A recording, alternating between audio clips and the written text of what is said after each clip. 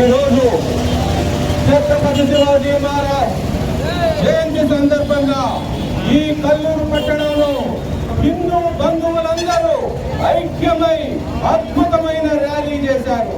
వాళ్ళందరికీ పేరు పేరున కృతజ్ఞతలు తెలియజేస్తూ సనాతన ధర్మ పునాదులపై ఏర్పడ్డ ఈ భారతదేశాన్ని కొన్ని కుహార శక్తులు మహమ్మదీయులు మన సంప్రదాయాన్ని సనాతన ధర్మాన్ని కూల్చాలని చూశారు.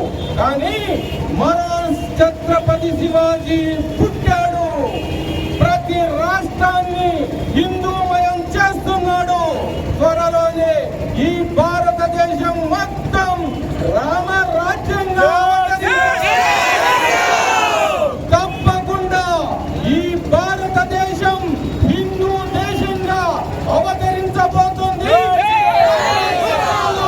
ఈ సనాతన ధర్మాన్ని ఆ గొడుగు కింద జీవించాల్సిందే.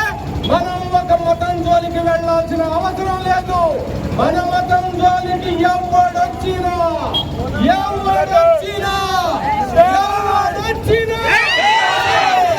లేదు, వదిలేది లేదు.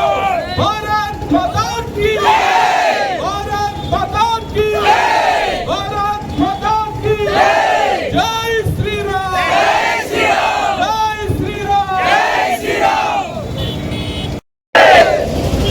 ఈరోజు ఛత్రపతి శివాజీ మహారాజ్ జయంతి సందర్భంగా ఈ కల్లూరు పట్టణంలో హిందూ బంధువులందరూ ఐక్యమై అద్భుతమైన ర్యాలీ చేశారు.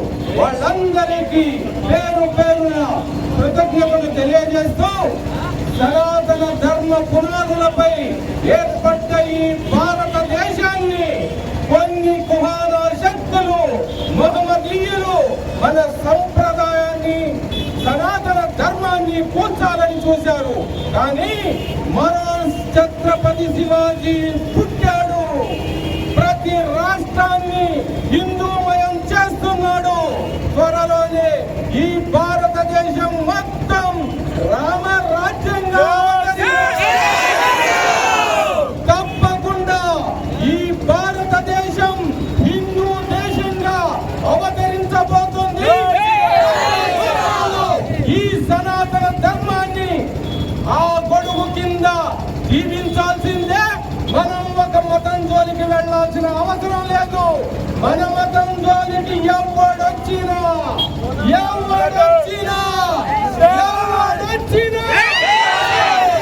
లేదు, వదిలేది లేదు.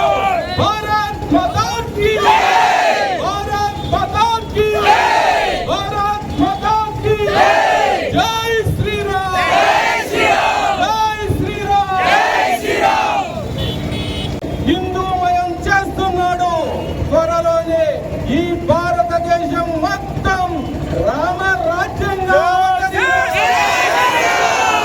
తప్పకుండా ఈ భారతదేశం హిందూ దేశంగా అవతరించబోతుంది. ఈ సనాతన ధర్మాన్ని ఆ గొడుగు కింద జీవించాల్సిందే. మనం ఒక మతం జోలికి వెళ్లాల్సిన అవసరం లేదు. మన మతం జోలికి ఎవడొచ్చినా